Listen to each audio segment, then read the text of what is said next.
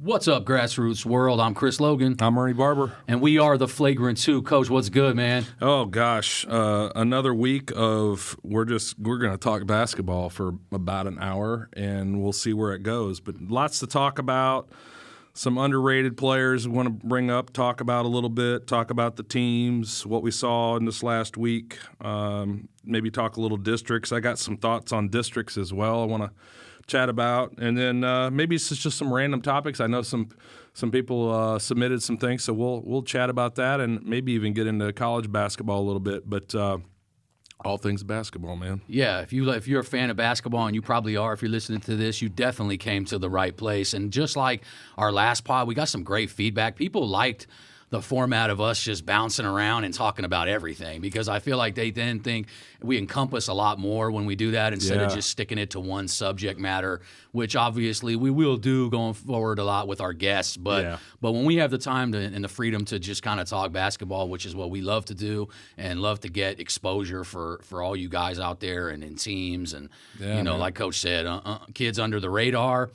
Teams under the radar, teams that are making a run now. Making a run. There's some of those going on right now, yeah. Yeah, playoff time is coming upon us, and in these district standings, matter more than ever, and some teams have went from last to first and the opposite. So just definitely a bunch to dive right into and get you going with the Flagrant 2. So, Coach, where do you want to kick it off at? Let's talk about teams, man. Let's just kind of, I know we talked 6A and I want to dive in a little bit to 5A, because I think, we've talked a little bit about 4A with Douglas and where we think they are, Weatherford and some other teams. But I want to. You talked about teams making a run, and I want to bring it up because I think Coach Cole out there in Norman has got his boys playing some basketball, and shout out to the Norman Tigers, doing a fantastic job. Watched them play against Westmore at home the other night. Closed that game out with a double-digit win. They look solid. I was saying early on throughout the season I thought Norman would be a team that would contend. Yep. And then they started off kind of slow, right? And I say kind of slow. I mean, they only have a small handful of losses, but they didn't start maybe the way that I thought they would. No, and I thought that I would see them consistently in the top 5. So now I have them knocking on that door. And I think you said they won 7 straight, I believe, correct? 7 games in a row they won. Yeah, that's impressive. And obviously that's in District 2. I think District 2 is maybe one of the weaker districts, but still have a lot of teams that can compete, and teams that you may not want to play come regional and area time, right? So they can jump up there. They've got some of those rosters that can jump up and really give you fits stylistically, or just have a player that can really just knock down shots or what have you. So I've got Norman. Shout out to Norman. They really looked good the other night. I like the way that they managed the game. They got the lead and then extended a little bit, and then managed that, and then rebounding the basketball well. I think Trayshawn is taking his game to another level. And then you've got Bo Billingsley. I mean, he managed the point guard position really, really well, and managed the tempo of the game and kind of kept that game, under wraps basically for the last quarter. So I was impressed with Norman watching them play. Went to the OU game the other night against OU Texas. That was a lot of fun. Got to watch some high-level college basketball. Started off slow, but it got going, and when it got going, it was a 1 to 3 point game pretty much the whole time until Texas extended, got some calls go their way, and then horns down took it at the end. So. So just watching games from home from now on for you. no more in-person visits to the OU Sooners for right now. Yeah, for right now. No, I'm not interested. But no, it was a good atmosphere. They filled the LNC. It was kind of cool. I know a lot of times, people in the state don't always focus on OU basketball, maybe not nearly like they do football, but it was a cool environment. There was a lot of people there, and nobody likes Texas, so it was fun. But watching the Norman Westmore game the other night, and I'll give a shout out to Coach Milwee as well. I mean, Coach has done a fantastic job of coaching the Jaguars. I mean, when I look at Milwee from the beginning, and I know this intimately, he came to the program. I think they had 4 or 5 wins the year before. and then basically took over the program. And it wasn't in a great place necessarily from a wins and losses perspective. Yeah. And then he had some key pieces that, I'll say, I was a part of that in terms of, my son being a part of it. But he, Evan Barber and Zach Hayes were big contributors to that. But he's done a great job with that program. And shout out to Coach Milwee for what he's done and where he's taken it from and where it is right now. It's in a much, much better place, and want to give him a shout out. So, but Norman played fantastic basketball. Really impressed with them, and wanted to say that. No, I mean, I think you just hit on kind of some of the District 2 stuff, and really, Westmore and Santa Fe kind of been battling it out at the top of that district all season long, and both a surprise, maybe so, especially Santa Fe. I don't think anyone really pegged them this early on, but of course, you and I in our preseason, you had Norman, pegged as maybe the best team in that district, and I know they suffered a couple early losses, and we talked about it. As a matter of fact, they lost to Santa Fe, and that's what makes these district losses so big. Yes, and of course, like you said, Norman picking up a win against Westmore just recently. Westmore goes from they were number 1, so now they're number 3. And then the team that we talked about last week, Classen, yes, they're only one game they're back in the mix, right now man. in the loss. So they're hitting stride at the right time. They've won 3 in a row. So I mean, District 2 is still up in the air. Yep. And really, Lawton and PC West are in there as well with 4 losses. They're not out of it yet. No. And on any given day, those two teams have the guys and the players and the team to beat any of those teams above. But I agree, Norman in the some of their others, we want to call him Isaiah Amos, the big guy, has really stepped up lately. Yes, he has. He looked fantastic. Double machine. Yes.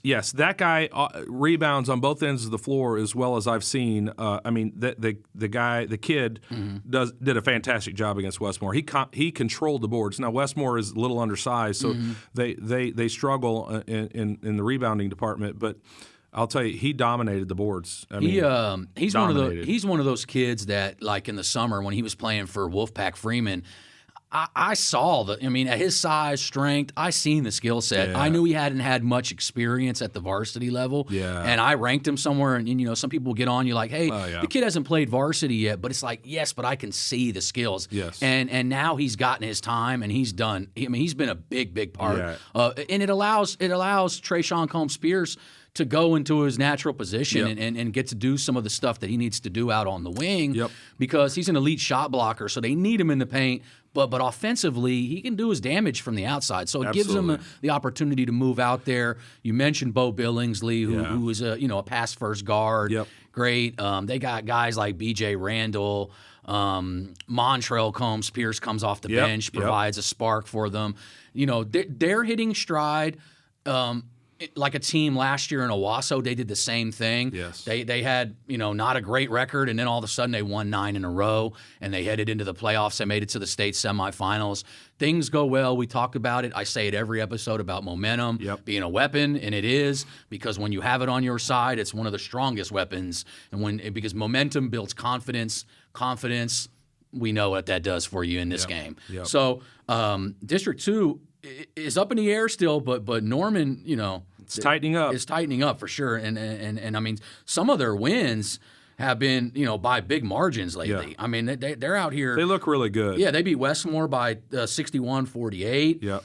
A really surprising one was if you haven't watched Norman, defensively is where they hang their hat. Mm-hmm. I mean, they beat Norman North 50-21. 21 points to a team in Norman North who's very talented. Yes. I mean, that's a hell of a job. I mean, that's just about as good as defense as you're going to see at that 6A level. Yeah, and I would say this too, and you hit the nail on the head there. I mean, Westmore is a transition team. Yeah. And they were able to minimize that. One, they got good shot blocking, or not shot blocking, good shot selection rather. Yeah. And then they also have rebounding, offensive rebounding the basketball, which slows that tempo down. So when you get a possession, you score. Yeah. You can manage the tempo of the game, because Westmore likes to get the rebound out and sprint up the floor and get layups and stuff like that, kickouts and stuff. And they weren't able to do that late in the second half of that game, which really, really hurt them. So yeah, and I think even Westmore going forward, I think Westmore, next year even they're going to be pretty good. I mean, they still got a lot of their guys coming back. Yeah. So they're a team, to me, they can make some noise this year, but they're really going to have their chance next year to really, run that district possibly with some of the guys that they have coming back. Yep. If they continue to progress the way that most people probably think they will. Yeah, for sure. And then that District 2, we looked around all the districts. District 1, Edmond North, but hey, shout out, I'll pat myself on the back for taking Deer Creek last week and moving them up into the top 5. Yeah. Deer Creek, that'll transition us into the Bruce Gray Invitational. And I know you were there with me as well for a couple games down in Deer Creek. Deer Creek ended up beating Midwest City in the championship. Deer Creek's had some very good wins over the last 2 weeks or so. And a lot of people preseason had Deer Creek being a team like that. Yeah. It just they kind of had an up and down, kind of a rough start, but they look like they're starting to finally round into form. So I like Deer Creek and I like what they did. They knocking off Midwest City in the championship. Now Midwest City being down Roy Henderson, that hurts. Yeah, that hurts. I mean, I know that they would love to have that game over again. I believe he was under the weather for that game, so that kind of sucks for them, but at the same time, Henderson's been playing high-level basketball, man. Yeah, Henderson is one of those kids in the 24 class that really, really has elevated his game. Always been a baller, always been a hooper. We always talk about winning, and when you win, people notice you a lot more. Yep. So why do we think we talk about when recruiting, the coaches want winners? Yep. This is why. Midwest City, had a down year last year. They've lost a bunch of guys prior the year before. They were a little bit young. They get a transfer in Carl Sean Young. Yep. They have Roy Henderson. They have Deshaun Denson. And we talked about other guys on the team. Senior Brian Williams in that tournament was excellent. I mean, they had in the game I watched against McGinnis, I think 4 of them had at least 20 points or plus. So, I mean, that's hard to beat, man. When you got guys, and shout out, I'll say this, and I know you and I have had this conversation off air, but Midwest City, you guys buy into your roles and you guys buy into each other, and you guys can win the gold ball this year. But you got to do that, and I think that's going to be critical. And then Coach, I know, is going to be telling you guys that and preaching that, but buy in and support each other. And don't be about yourself, but be about the team. And not that anybody was that way. What I'm saying is you got a newly formed team. So you got guys are trying to figure out what their roles are. But if guys try to embrace that, you guys are going to win a gold ball. You guys are a fantastic group of guys. You play great basketball, exciting basketball too. Yeah. And coaches are going to notice, and hopefully, like what we're here all about at this podcast is talking about you guys and getting the word out there so that you guys get opportunities to play at the next level. That's what this is all about. So yeah, I know Coach Barber will piggyback on what I'm going to say here is that we get messages weekly sometimes from college coaches, post-grad coaches, some of the biggest prep schools in the country, and they're just talking about how this platform of what we're doing here is just giving them a fast track to get to you guys and to figure out who these guys are that they maybe never heard about. Articles are nice and all that, but a lot of times coaches aren't going to go and go through the paywalls and do all the things that they have to do to find those guys. So this is a streamlined process of this podcast and what I do with Okie Ball, but this gives us a way to put it out even to a bigger audience and verbalize, visualize it more, is to get you guys out there. And trust me, these coaches are listening. The feedback is there. It's doing its exact job. So the kids that will benefit from this, is an infinite amount, and this can go on for a long time. So we love this platform, and I definitely think it's already doing what we intended it for. 100% agree with everything. Couldn't have said it any better. One thing I would add to it is that, the one thing about this show is that AI can't reproduce this. Yep. Right? and you can do that with articles. You can do that with everything else, but you can't reproduce what comes out of our mouth. Yeah. And what our thoughts are, and the eye for the game, and the things that you look for. That comes from a human being that understands the game, played the game, coaches the game, and has studied and watched millions and millions of hours of basketball. Yeah. I mean, that's really what it comes down to, and what you do every day. So, I mean, it's changing the game. It's just like you say, is like information is as important as ever, but where you get your information from is what matters the most. Correct. So people can talk about basketball. Anybody has opinions and things, but when you're talking about college coaches and them wanting their evaluations, they're going to go to specific people that they know have a track record and have the background to actually deliver that information. So I always call it scout talk or Google scouting. I call it. You see these huge words that people use, talking about a player's gravity and this, that. Let me tell you this right now to the parents that read these. Coaches don't talk like that. That's not.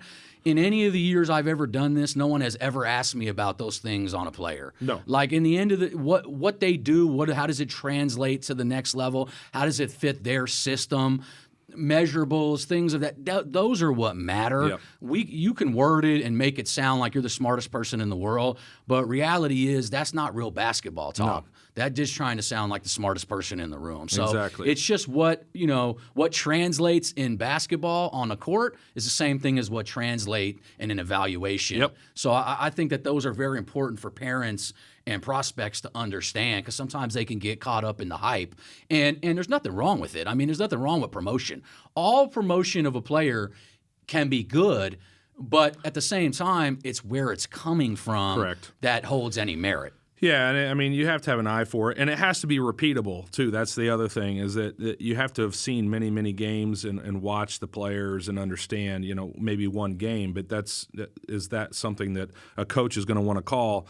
And he's calling you because he knows you've watched a kid play many, many, many, many, many, many, many times, right? And so the translatables, the things that are going to play at the next level. You also know what those coaches are looking for. Yeah. And what I mean by that is position, right? Okay, I have a 3 and D player that I'm looking for. Give me your top 3 and D players in this class. Yeah. Hey, got it. Here it is. Yeah. And then they can ask you more specific questions, and you have the answers for it. Yeah. Articles aren't going to give you any of that. No, it's just a game-changing thing. I mean, we talked about it from the day. This is why we did do this. I mean, this is why we started this, is that it's just something that translates, and our base audience is going to be the basketball purists. I always talk about it. This is a basketball purist podcast, but it's also a podcast that coaches and schools are loving right now. And they are sending us messages on the daily about how we need to continue to keep doing this, because it really is getting you guys out there. When you get mentioned on here,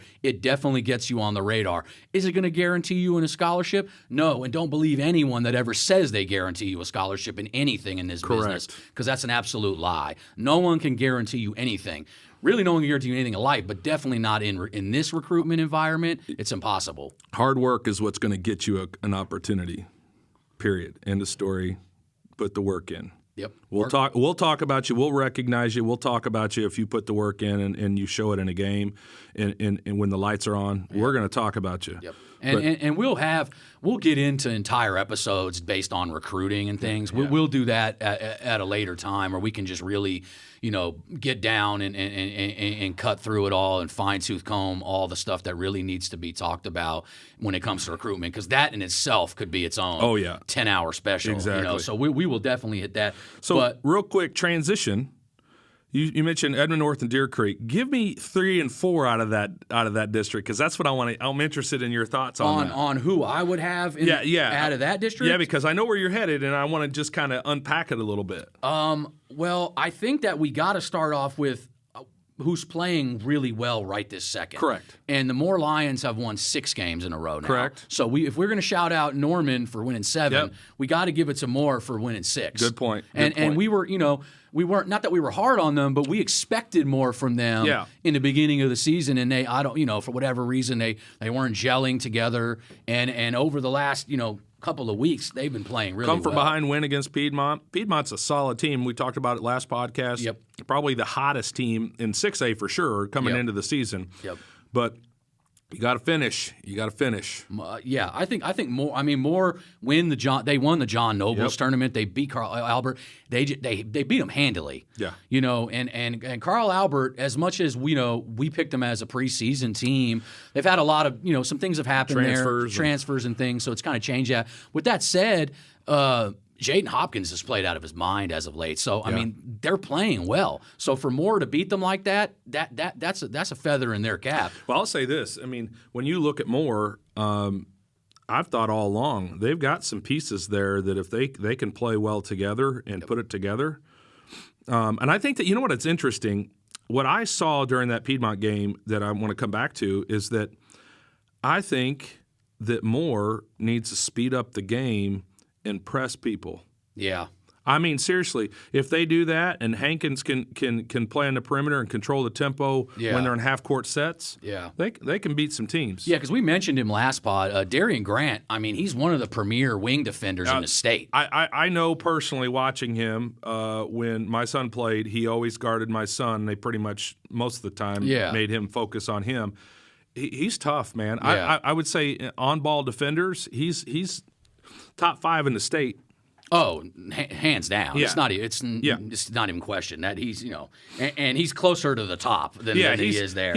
I'm just saying at his size, strength, athleticism. Yeah, he checks it all. You're able to put him on. You can put him on a post player, but you could, like you said, put him he was on a guarding guard. the point guards. Yep. So I mean, if that's the versatility in Darian Grant. So. Yes, I absolutely agree. They can definitely do some different things with their athleticism and their versatility defensively to create turnovers and get out and run, because really that's what they need to do anyways. So Piedmont started strong. They Moore came back, and obviously shout out to Moore. You guys keep it rolling. Yep. And they continued to improve and do what they're doing. And then you got Mustang coming in. Mustang was the next team we were about to jump on. Yeah, so give me your thoughts there. I think that when it comes to Mustang, they're young and they're one of those teams where it looks like they are hitting it a year earlier than maybe what most expected. Yeah, I would agree. And they're definitely is anyone going to win that district other than Edmond North? No, not happening. I'm not sure Edmond North is going to lose a regular season game in Oklahoma. I just don't. I don't see it right now. I agree. They're a machine. I mean, it is what it is. Roll the ball out and just get it over with. I mean, any given day, anything can happen in sports. But with what they do, it is Mustang. Back to Mustang.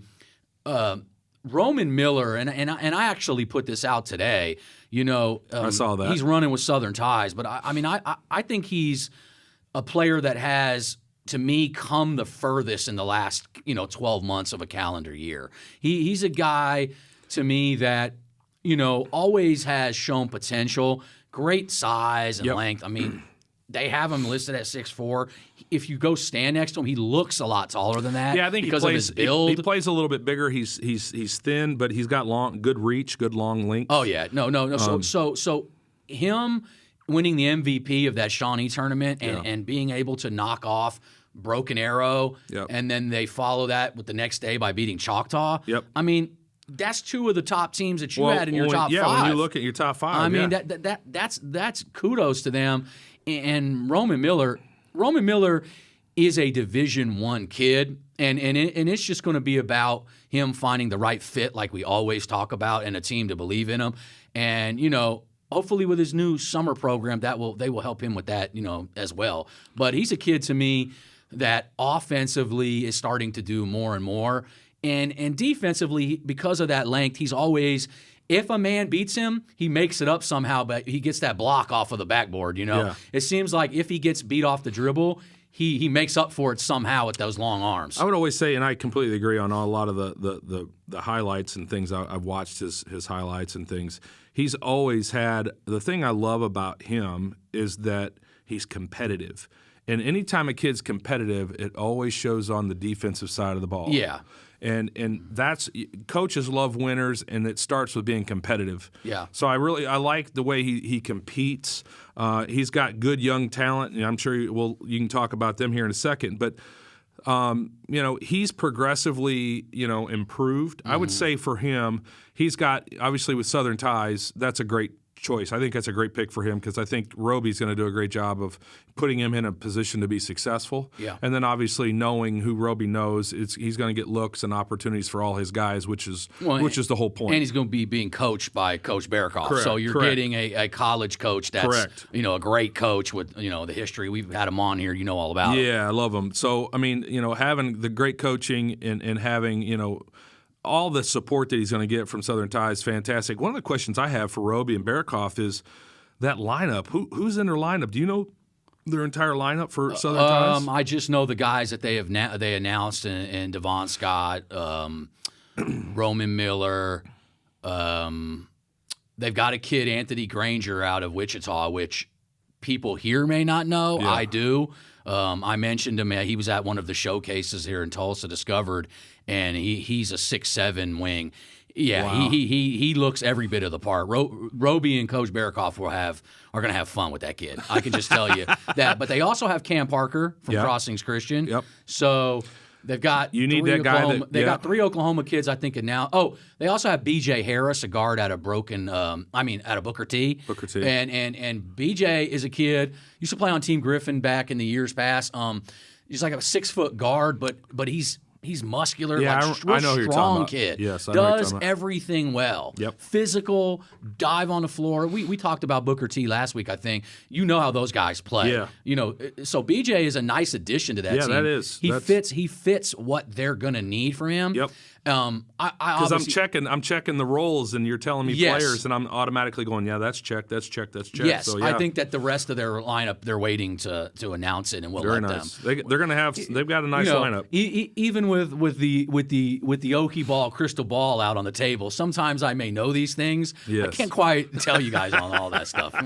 Not yet. Let them announce. Yeah, let them have Let it. them And we announce. talked about with Griffin and Trey having his guys announce it. I think that's only fair and the right thing to do. It makes it fun for the guys. Yeah. My thing is I'm secretively trying to figure out how I'm going to stop when we play them in the spring and summer if we get the opportunity. So that's my angle at it. So. Well, yeah, and if they don't line those games up, then we need to line them up here in Oklahoma, and I'll house it.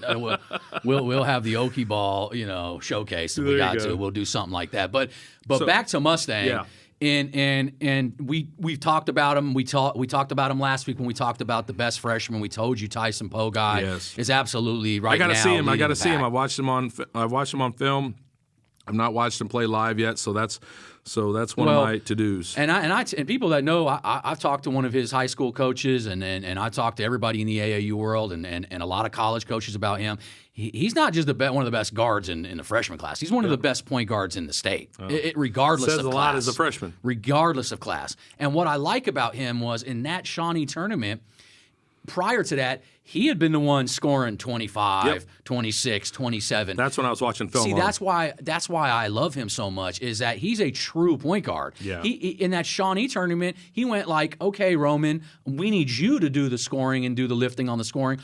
I'm gonna be the assist guy. Yeah. And that's what he did. I want to say he averaged double-digit assists throughout that entire tournament. That's impressive. But the highlight tape and the passes were, next level stuff. the no-look things he drops and they're pinpoint. Yeah. That's that QB1 in him. Yeah. Because we talked about it before. He's also going to be a quarterback prospect, and you'll have to choose.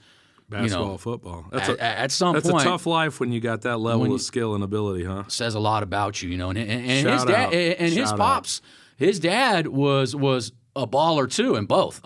Played football at Oklahoma State, quarterback, but he was a hooper down in Lawton. That's right. He was a hooper. So it don't fall far from the tree. And I know he's got a sister that plays. That family is a talented family. Good people too. Yeah. Also is a good dude, and I respect what he did with that I-4 program. Yep. And gave a lot of those kids, put them on, and now a lot of those kids, speaking of Southern ties, are transitioning to Southern ties this year. So it'll be interesting to see where Tyson ends up this summer. But we'll do all that when we hit our AAU shows and specials. We'll get all into all that stuff. But Mustang is really coming on strong right now. Yeah. They're a team that you don't want to play them because you take them lightly and they're going to run you out of the gym. Yep. So that 2 huge wins, Broken Arrow and Choctaw, I probably wouldn't have selected them to win those games, but knowing what Pogai and Roman can do, and that's then impressive. They got a big dude in Cole Clipson. They got others. The team is not just those two. No. They work well together. It's just those two play at such a high level and they play well off each other that they're a team that they complement each other, and I think the fact you mentioned it earlier, Pogai is willing to be the assist guy, get paint touches, and set his teammates up. That's next level stuff. So shout out to the Mustang program, guys. You guys are making it happen, and it's not how you start, it's how you finish. So keep rolling. Any guard, when they cross half court and you got to have a hand up, you know that they can shoot the ball, and that's when Tyson Pogai does. And then along with that, Roman Miller's offensive game has just gotten better and better from the perimeter. Yep. He's just getting he's what they look like, and I mean he's just got to keep developing. This isn't about right this second. This is about where you're at the end. We always talk about that. It's where you finish, and he'll be right where he needs to be if he continues at the same process that he is. And I know one thing about him: he works his butt off, and he stays in the gym. So him and his dad, they stay working out every day. So what more can you ask for from a high end prospect like that? Transition. To District 3, because I'm kind of going through my districts here, so I wanted to go through this. So District 1, we talked about them for the most part. I mean, there are other teams in District 1, but it's so difficult of a district to play. In District 3, I would have as my number 2 district, and I've got Owasso and Union. Yep. I think we've got them in our top 5. Both winners of their respective tournament this weekend. So because I had it listed by tournament, so since you're going to jump to district, I'll just, as you say them. Yes. Owasso won the Bill Hansen tournament in Kansas. Yep. Second year in a row, they beat Blue Valley Northwest, who's the number 1 team in 6A in Kansas, which is their biggest classification too, and they beat them last year as well. That's where Jalen Montanati, to me, became a 5-star. Yeah. I mean, he was always going to be it because if anybody saw that kid and knew what it was with him, and everybody knows my track record with that kid, I seen it from the day I first laid eyes on that kid of what he was going to be. Basketball in Kansas is no joke either. No, it's not. And for them to go down there they won a wire-to-wire victory in the championship game. Jalen had 27 points in that game, did his thing. Doing 5-star stuff. Doing 5-star things. Jax Kerr was awesome again. I think he had 8 points, 10 rebounds, 5 blocks. Shout out to Jax, man. Jax Kerr puts up stat lines like that. That's all he's got to do for them. Yep. Cody Lecklider is an under radar senior. Yep. 6'3.5". Good point. Plays some point guard. He played his ass off in that game, was downhill the entire game, applying pressure, made some excellent passes in that game. I posted one of the best passes I've seen in season. Cody's played some pretty good basketball. I mean, Cody's even from last year during the AAU season, he really started showing some promise and some huge upside for him. So, shout out to him, He's too. getting some interest right now. It's picking up. He'll definitely have his fair share of offers and be able to do what he needs to do at the next level. Absolutely a next-level kid. I love his game. So, Owasso had a big tournament. They got the win there. And then, just like you said, Union, who's number 2 in District 3, they won the Jinx Union Invitational, and they knocked off Crossings Christian, which, that's a huge win. Mm-hmm. We talked about Union many times this year. That stylistically and personnel-wise, they might be the best team to match up with Edmond North. We've talked about it. We saw it at the East-West Showdown at the beginning of the year, and we know that that's not the regular season. Yep. But they gave them everything that they wanted and more. With Miles Flemings and Big E, and their lineup fits well. So they won that tournament against Crossings. Who was it? The 2024 Dalen Fuller had a monster tournament. Yeah. I mean, Dalen has always had the athleticism of a high major kid. Dalen Fuller has the athleticism of a pro player. I mean, you could drop him in athletically wise. he would fit right in. Yeah, he is. It's his continued work on his offense Yep. because defensively he's always had the body to stay with, when you're an athlete, you can. I mean, it just comes natural to yeah, you. and he's been a good defender. It's offensively his work on his jumper, his pull up, Yep. 1 dribble pull up, 2 dribble pull up, Yep. his 3-point shot. I mean, I think he had 28 points in that championship game against Crossings. Man, a kid like him develops in that way. It's sky's the limit. Literally, the sky's. We're not just talking D1 basketball. No. He will absolutely probably have to go JUCO, and that's fine. Yeah. Keep developing like you have been, Dalen, over the last couple of months, and you will get to where it is that you want to get to. Absolutely. Yeah. With that type of athleticism, that type of positional size, as he continues to work on his offensive game, a JUCO coach dream right there. Yeah, I watched some. I watched some highlights of him this last week and a half ago, and I just kind of laughed because I'm just like, the kid's his athleticism's sick. It's off the charts. And then we talked about him before with Corbin Gunn, the point guard. He's so quick, just a great basketball player, great leader. Yep. And then the bigs. I mean, they're a tough out. No matter what, we always have them at 3 overall. Yeah. When we have Edmond North, Owasso them. Owasso has beaten them in the regular season, so you got to keep Owasso ahead of them. For sure. But they're definitely firmly planted at that number 3, and in that District 3, they're at number 2. Edmond Memorial, There you go. they're at number 3, and they have been playing really well. This is how good Edmond North is. Yep. Edmond North played them Tuesday night, Yep. and it got ugly quickly. I mean, they won by 28 points. Yep. The guy we've talked about all season long, Keontae Tramble, 30 points, 8 threes, went 8 for 10 from 3. I mean, what else can we say about Keontae Tramble this year? The kid is a winner, and I don't know. I think he signed with Indy, and I think Indy's getting a gem and a piece of gold. The kid's going to play at the highest level in NCAA basketball when it's all said and done. Yeah. I'm convinced of it. And he's going to win a gold ball. And I would say this. I mean, he's on the level in terms of playing point guard. Mm-hmm. He's not as athletic as Dayton is, but I still think he plays the game the same way in terms of he controls the tempo. He takes good shots. He knocks down the shots. He does what he wants to do. Yeah. He distributes the ball where he wants to go. Yeah. He does everything. He manages the entire game. When I look at elite point guards in Oklahoma, you've got Keontae, you've got Dayton, you've got Cal, yes. and those 3 specifically would probably be my favorite. You've got some other ones. You mentioned Corbin. He's really, really good point guard. Isaiah Wilkes. You've got some other guys. Those are Younger guys Yep. that are on the come up and will when it's all said and done, will be outstanding players and already are outstanding players. Yep. But when I say the elite in Oklahoma right now, those 3 guys to me, I can't think of anybody that's playing on any of the other teams that I'm going through my 6A list or even my 5A list or 4A list. Well, I don't see anybody that's on that level. And Keontae Tramble is a dog. I mean, when we say that, people say, I mean, just watch him. Look at how intense he is when he's on the court. You can't ask for anything more than a kid that has a high basketball IQ. Yeah, he's a D1 point guard. I think he's a D1 point guard. I think he continues. He's going JUCO, but I think he continues to progress like he is. Yeah. He's just it's just a stop along the way of where he's headed, and that's where he's headed. Yeah, and we shouted out Coach Jay Stedman out on one of our other episodes, and now even more so. It seems like if you guys pay attention, these podcasts come out. We sometimes film them.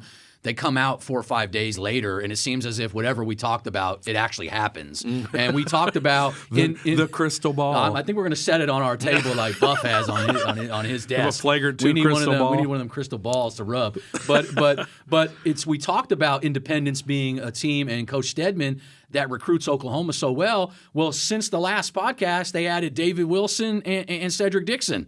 So, I mean, he's now has shooting and athleticism, man. And Tramble, that's a heck of a class you got coming in from Oklahoma. Heck yeah. And back to what you said, absolutely, Tramble will go there. I know he wants to put his 2 years in there with Coach, Stedman. Yeah. I think Stedman will do him right, too. Stedman is a coach that's been around at every single level. Yeah, the guys, he's going to get those guys exactly where they need to be. First class coach, man. He's great next first level. class guy. Yeah, first class dude. Shout out to him, and we shouted him out already before. Just a good dude. Yep. Any of these coaches that I deal with are good people. They looking out for the best interest in your kid. It's just. College is different than high school. High school is different than middle school, and so on. And every level you go, it gets different. Big boy basketball. It's big boy basketball at that level, and we talk about it. This is the hardest it's ever been to play at the next level. Yep. In the history, it is the hardest to ever get recruited. Oh, 100%. To sign a scholarship is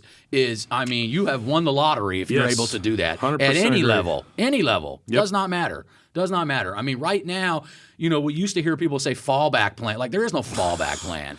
You're probably, if you think your fallback plan is JUCO, you're probably not good enough to go JUCO. Yep. Or you probably haven't watched enough JUCO games.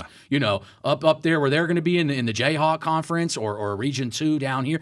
Like, these are legitimate. A lot of these are legitimate Division I guys that are in these places. So you need to, like we always say, go watch some games. Go watch your NAIAs, your Langstons, your OCUs, your USAAOs, your D2s in Oklahoma. I mean, these schools are legit. So don't get it twisted and don't think these are backup plans.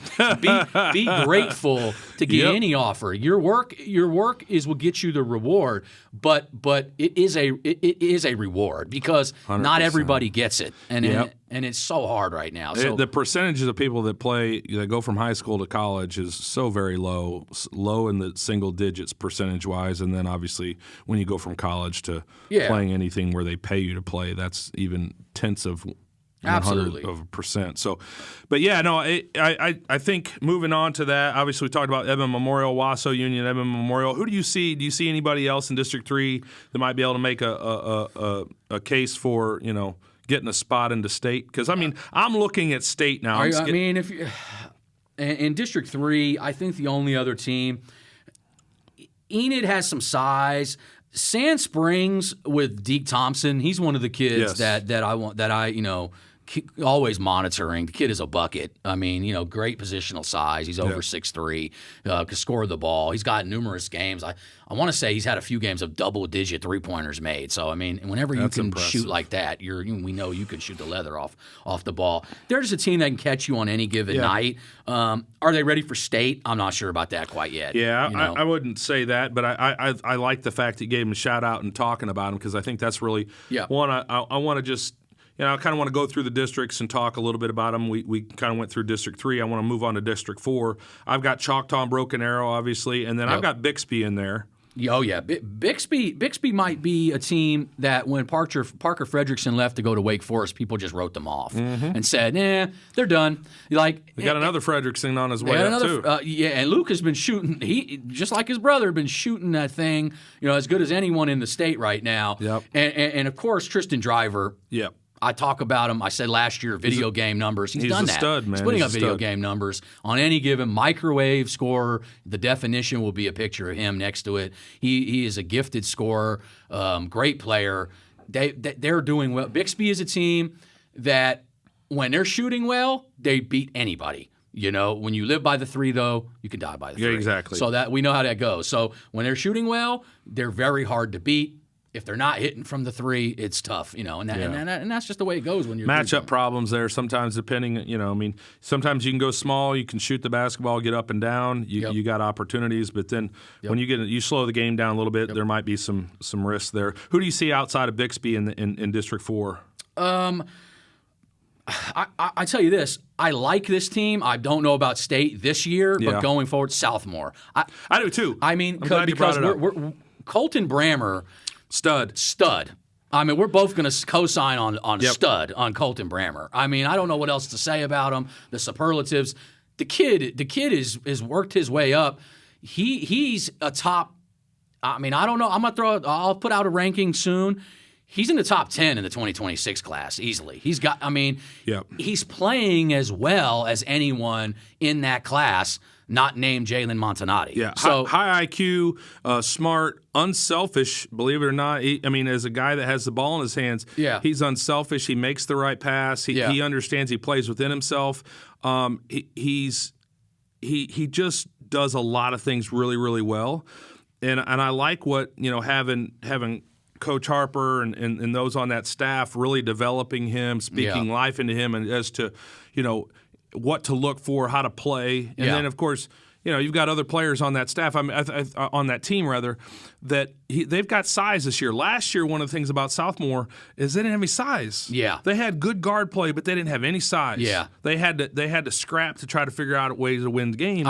I think with them and D Harp, guy that worked when we had Trey on here, the guys that were influence on Sean Padula. Yep. Now he has a guy and an ex-protege in Colton Brammer, who, by the way, has great size and great physicality. I mean, he's not just a small kid. He's pushing 6'2", but he's a physical kid and he's able to take contact. That's what I noticed the most from him. He's able to take contact and finish, but he's just a heady player. He's going to be a special. He's gotten a lot player. Stronger in the offseason too. I noticed when we went to watch him, I just kind of looking, whenever you think Division I, you're looking at the body. Yeah.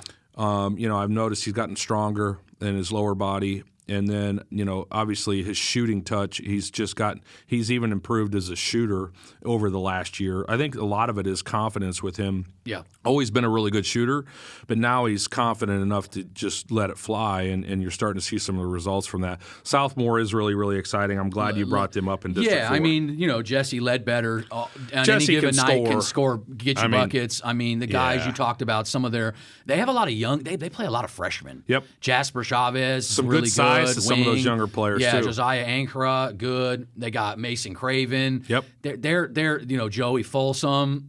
I mean, T.J. Williams is a big dude that they have for them that's got some size and athleticism. They're a team.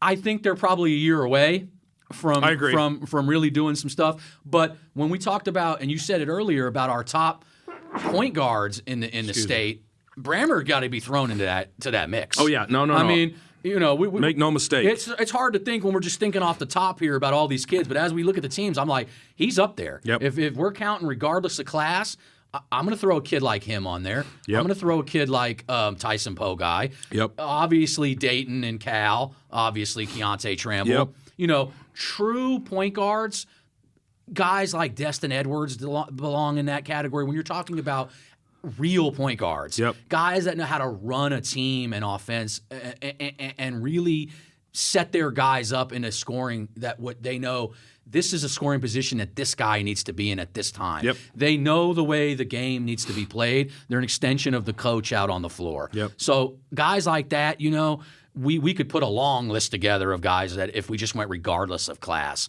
But Brammer is absolutely in that mix right now. And I think that for people that haven't seen him, Southmore is a surprise. Southmore's a team that would beat any team on any given night. Yeah, no, you don't want to take them lightly. They've got some young talent, like you said, and then they've got the leadership of the upperclassmen, and they're playing good basketball. So I mean, shout out to Southmore doing some good things there, and only good things are ahead for that program. Oh, I absolutely. think. Their best days are ahead. Yep. And we already talked about District 2, so we'll let that go. But I would just say I would jump into just quickly because it was the last tournament. That was the last tournament weekend of the year until we get to the to the playoffs.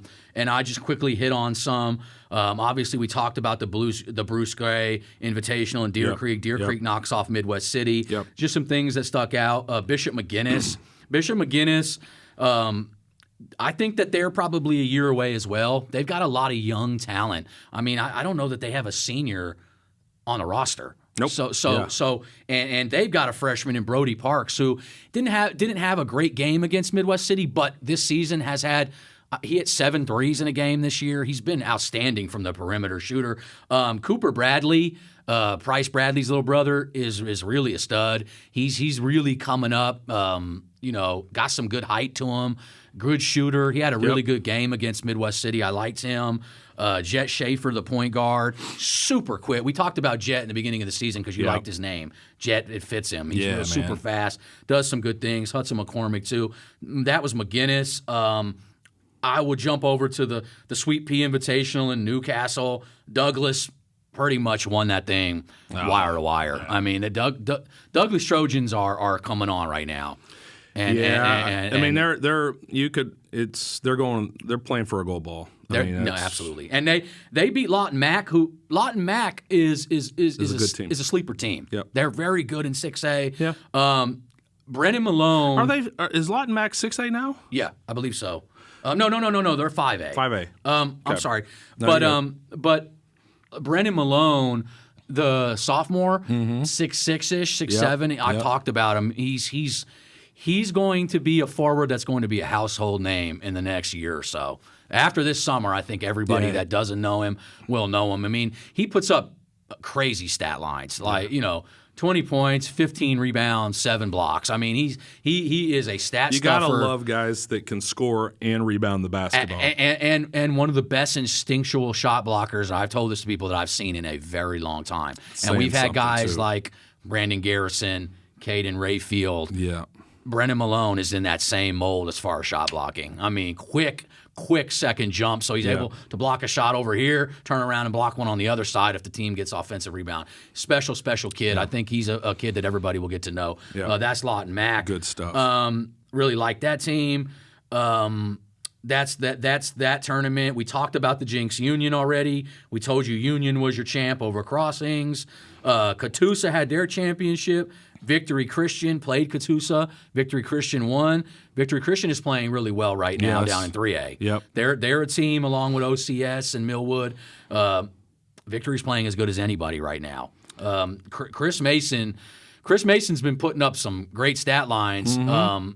Just carrying them, but younger brother, who I've told people, Gene Mason in that tournament, I think had 2 separate games, had 18 points, 8 rebounds, 18 points, 9 rebounds another game. He's almost 6'5". I mean, at a point guard, as a freshman, as a 6'5" point guard, you're telling me as a scout or an evaluator, your eyes aren't lighting up when you see that kid's basketball IQ. Yeah. I mean, he is going to be a special prospect. That team, Connor Hislop hits threes, can defend. Yep. They got some guys, Mikey Doctor. That's a team to look forward to. Yep. Them and OCS, and they played each other. OCS won. That's why we put OCS at 1. Yep. They're right in that mix along with Millwood. So Victory wins that tournament. John Nobles, we talked about that. Moore won. They were the home team. Funny how a lot of these host teams win the tournament. Hey. A little home cooking in there. No. Deer Creek got it, but more absolutely deserved their tournament win. They won that. Looking into some other stuff, I was at Millwood Dale this last weekend. Yep. Millwood was down so many guys. It just was. They were down 4 guys. 4 guys. 2 starters, 4 guys total. 3 starters, maybe? Yeah. 3 starters. I mean, it was a lot. And so just a lot of guys to have out. The good thing for them, they were able to see some of their youngsters step up. Chris Clay, the sophomore, had a monster game, had 19 points, really played well. Yeah. When your team is down by 30 and you're diving on the floor in the fourth quarter. That'll only help them come tournament time. And what else can a coach ask for? Yep. Big-time Chris Clay. Braylon Bradshaw is a forward that they have. He's Southern Tides kid, freshman, about 6'4" and a half. Yeah. Played well down in the post. Dale. What can we say about Dale? I mean, the every person on the team, they had 5 guys in double digits. I posted their highlights. The way that they share the ball is second to none in this state. It's almost second to none, I'd probably say, across the country. Yeah, it's high up there. I mean, they are the team that literally, if we watched the How to Play Basketball for Dummies book, it would probably be like that's. In a sense of how many passes that they make to find the open man, they do exactly what you want. You just necessarily don't see that all the time in today's game. A lot of things that went to ISO and things are different. Yeah. They do a lot of different things, and they love team success.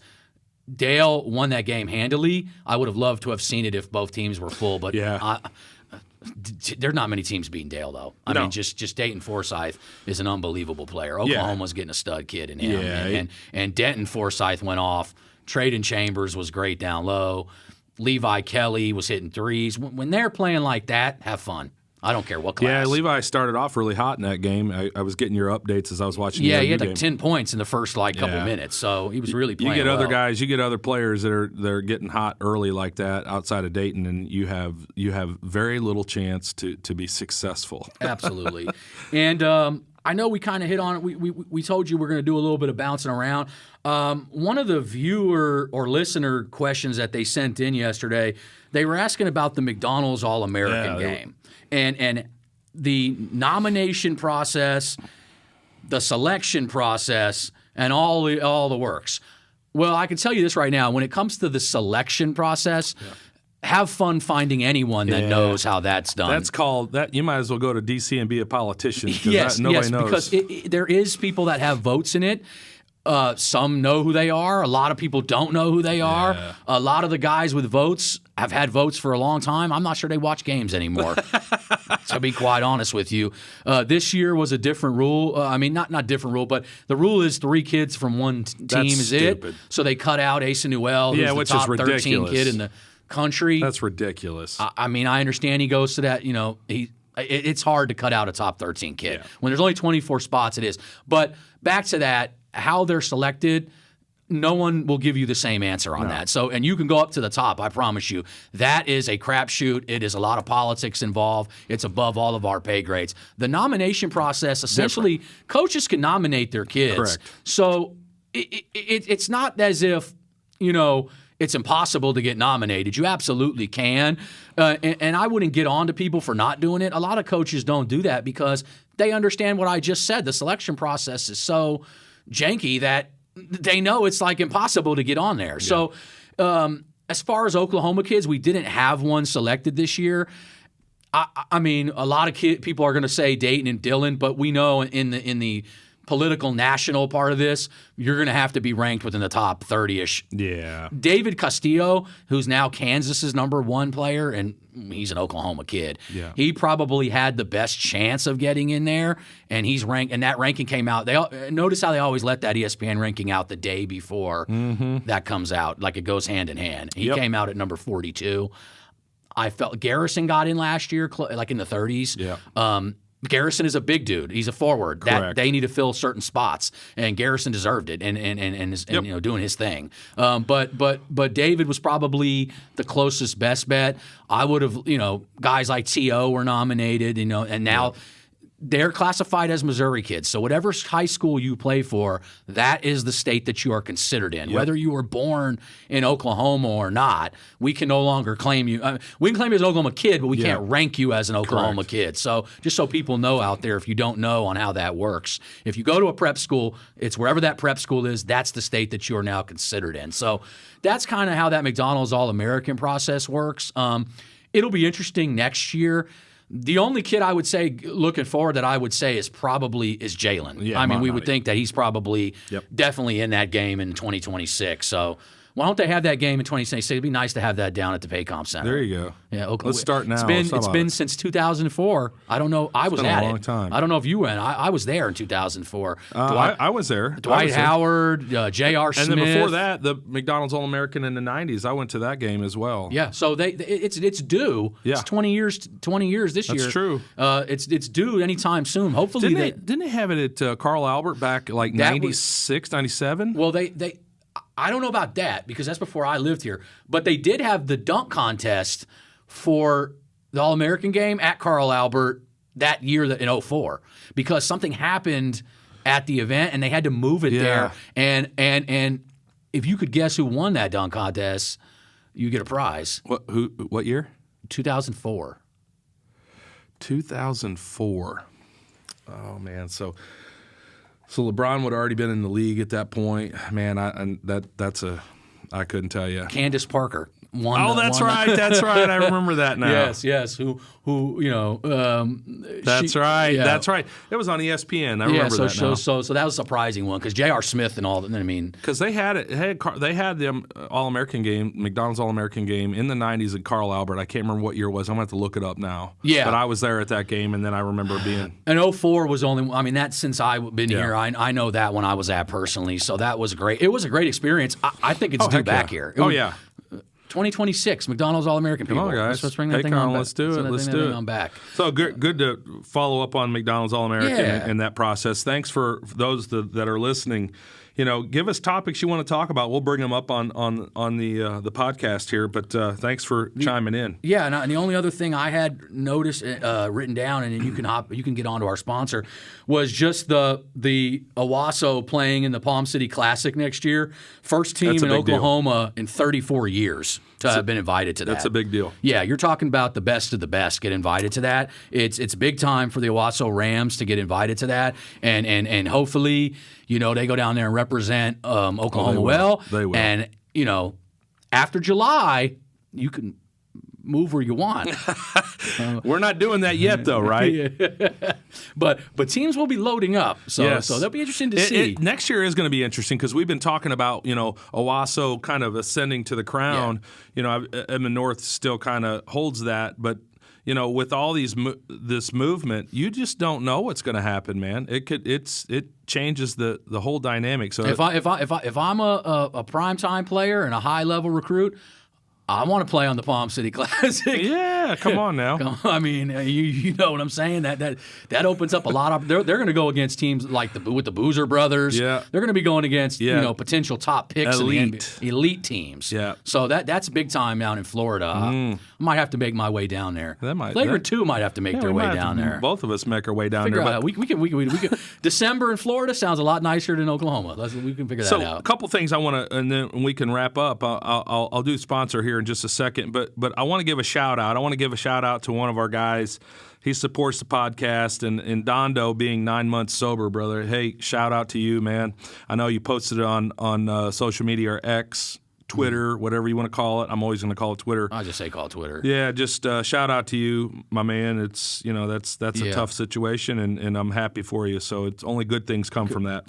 Congrats, Don, and he's a definite loyal supporter and a loyal dude who supports all Oklahoma sports. So shout out to Don. And we support him and his podcast as well. So shout out. But and then I wanted to ask you this question, and then we'll go to and give a top. What I want to do is I'll ask you this question, and then give me maybe your top 3 or 4, and then I'll go to do the sponsorship, and then we can come back to it real quick, and then you can give me kind of the intangibles and the things that they do that make them outstanding players. But so the question I have is, give me your top 3 or 4, maybe 4 under the radar players that we need to keep our eyes on that are playing outstanding basketball and are doing a great job this year. Spring and summer will only continue to jump up. Who would those be? We start off with the point guard out of 2025 class from Purcell, Kobe Freeman. Yeah, and I know you stud. 100% agree with him. Yeah. I also like 2025 from Lawton, Tavares Deans. Monster season for them. Really, really has elevated his game. I mean, kid that was physically, and we'll let you get to the thing, and we'll come back to those guys. Another 2025 kid, Hezekiah Green, Norman North, one of my kids that's stepping up that I think is just ready to explode. Trey Davis out of Enid, big man, one of the more slept on kids in Oklahoma. And of course, and a guy we've shouted out a few times because his team is playing so well, Medill's Ethan Wilkerson. I would be all over him. Yeah, that kid is just a stud. College coaches need to get on him. I don't more college coaches. Spent all his career playing for pro skills in the EYBL and just played really well. So he's played against the top guys. So he's just a kid to me that I would be all over. 4-year schools should be all over him. Yeah. If he doesn't go Division I, well, his ex-high school coach is coaching right now in a Division II in Oklahoma. They'd probably be all on him. Southwestern, huh? Yeah, Southwest Oklahoma. There you go. So we'll see about that. All right, we'll come right back to that here in just a second, and we'll chat about it. I want to give a shout-out to Nate Logan. Nate Logan Elite Basketball, training out of Destiny Christian High School in Del City, Oklahoma. Nate provides affordable group and individual training options every week. Nate Logan's training aims to help players develop their skill sets, basketball IQ, confidence, and ultimately help them become prepared for their current teams as well as the next level. That's the thing. What you work on is with the trainer helps transition you into good basketball player and helps you get where you want to go, right? So Logan Elite currently trains some of the best high school and junior high players, including the #1 player in Oklahoma. Shout out to Dayton Forsyth. visit LoganEliteBasketball.com or message him, Nate, on Instagram at @Nate_Logan Elite for more information on how to get signed up. Shout out to Nate. Nate does a fantastic job, guys. Those of you that are not training with Nate and need a trainer, highly recommend him. He's great with his players. He teaches you not only what to do, but the why, and he explains it to you. He's fantastic. Need more people. I mean, we know a lot of guys out there, and we talk about them all the time. Great trainers in Oklahoma. There are plenty of them. Seek them out. Yep. Get on board because they're fantastic. They can help you get to the next level. They can help you improve in your current situation, and ultimately it makes you a better skilled player, which allows you to play at the next level. So shout out to all the trainers out there, those trainers out there, and I'll go into this real quick, and then we'll get back on your under the radar players. But if you guys want to shout out on the podcast, hook us up, meet up with us, hit us in our DMs. Yep. We'd love to have you as a sponsor. We'd love to talk about you and what you're trying to do as a trainer to get more guys in your stable of players. So reach out to us. Again, we talk about it every week. Hit the like button, subscribe, follow us. Yep. Right? We need that.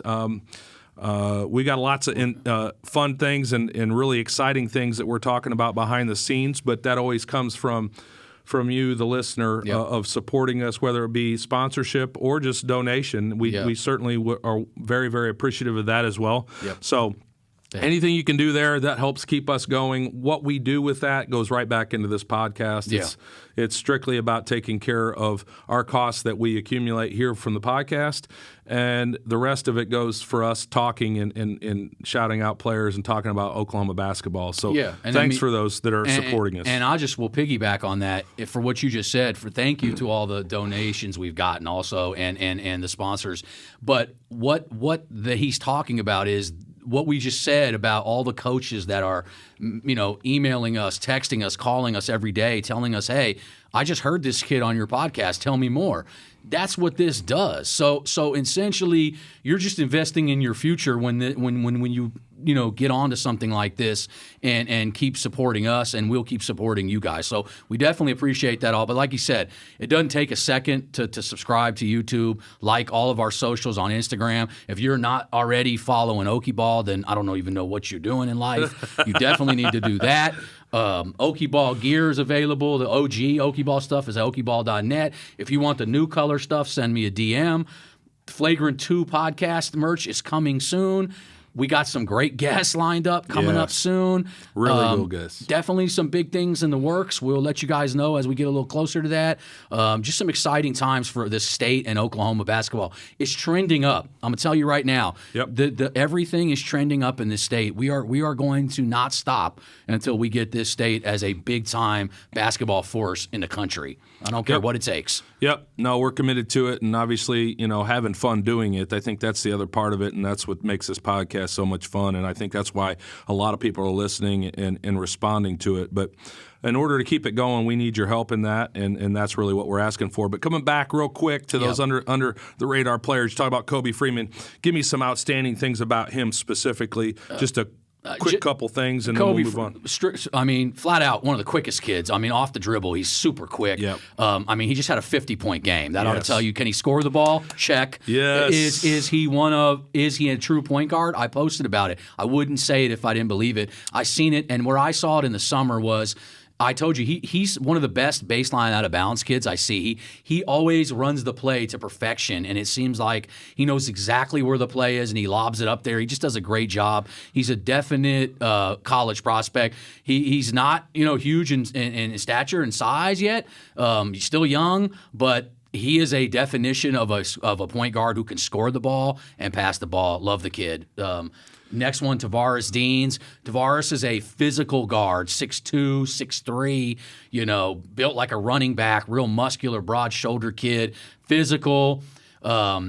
rebounding guard. Well, always when I think about him, I just feel like every time I see him, he's down there fighting the bigs and out rebounding a 6'8" kid to get second opportunities. Coaches love that, man. Oh man, that kid will dive on the floor. That kid looks like a kid that'd just run through a Mack truck, for you, do anything you need him to do. His offensive game is coming along. His mid-range game, I've noticed, his three-point game getting better. Tavares Dean's prospect on the watch list. Very nice. Hezekiah Green, 6'5". Positional size. Out of Norman North. Probably, these are kids we're listing on our top. He's a top under the radar kid. A college coach will Not get for long, though. Not for long. College coach will get a gem in Hezekiah. Positional size through the roof, athleticism on point, crafty scorer. And underrated playmaker. I like the stuff that he does to get teammates involved. Definite kid on the watch list. Trey Davis. Yes. 6'8", shot blocker, athletic, rim runner. We love these rim running bigs. Is a must in today's game. Competitive too. The kid's competitive. I've seen him in action. Plays hard, can shoot. Super at his size and physical, super under the radar. Yep. Kid should have multiple offers. Teams, School's got to get in on Trey Davis at Enid. Go out there and check him out. It ain't that far of a drive out of north of the city. Go check him out. Ethan Wilkerson, a double-double, big fundamental, you want to call him, Tim Duncan-like type player, fundamentally. Ready-made for the next level. Ready-made for the next level, coach's son. Dad was a player. He's gonna be a player. I promise you, whatever school Ethan Wilkerson goes to, you'll be happy. Steal. Yep. 6'7.5", 6'8", post player, but rebounds, blocks, can shoot, can step out. It does everything that a team does. I've watched games many times through film on him, diving on the floor. Everything you want from a kid at that size and skill, going to make a coach's dream right there. Yeah, no, that's fantastic. Appreciate you going through that, and really that's what this is about, is get the names out there. One of the things I wanted to hit on too, real quick, and then we'll call it a day, but players that can play with their backs to the basket. Yeah. We don't see them very much anymore because the three-point game or three-point line has changed the game. Yeah. And that's something that I really feel like coming into this next spring and summer, I'm going to be looking for that, because I want to find guys, and those of you out there that are going to be, playing spring and summer ball, which there's a lot of you, and those that are, of a certain size and play a certain role on a team, I want to see those players that can play with their back to the basket, because it's a lost art, and guys need to do it. And I will tell you this, as you get to the higher level of basketball, you've got to have that guy in a tight game that you can give the ball to in the block, and let's get past the entry pass that a lot of people struggle with. But those that can get the entry pass into that guy, and he can get you a bucket with an and one or a tough situation down the stretch of a game when maybe the outside shot's not falling or the guys are being defended heavily on the perimeter, that he can get you that shot and then get an and one situation and knock down a free throw. Where are those cats at? Because that's really, I'm telling you guys right now, if you've got that position on the floor and you can be that guy. The NCAA level is calling you because they need guys like you to close out games. I'm just going to throw that out there because I've been watching a lot of basketball, and I'll even say in college basketball. And what I'm seeing with teams that can't close out games is because they don't have a back to the basket player that can get that tough bucket for you down the last 3 or 4 minutes of a game and really close out a game. So I'm just saying that to say, we talk about these players, and then you bring up Ethan Wilkerson. You bring up players like this that have games like that's really what it's about. And when you've got size and you can play. But being able to play with your back to the basket and have great footwork and score the basketball really is a separator, man. And that's like screams Zach Brown down there in Collinsville, the 6'9" kid. He's a senior, but he's an old school big, but has a soft touch. But I'll even jump a little further into that. And I talk about this all the time. Back to the basket game in guards, you don't see it anymore.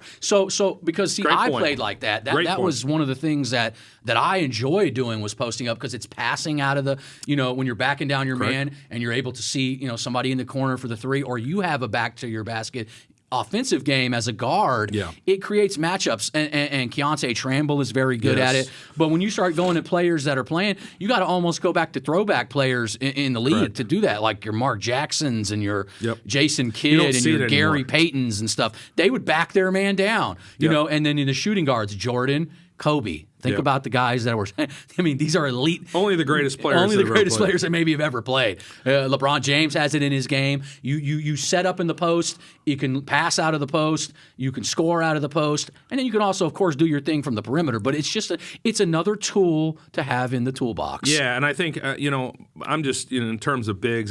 I'm interested in watching to see which bigs will develop that side of their game because I think in terms of bigs, when you're 6'8", 6'9", 6'10".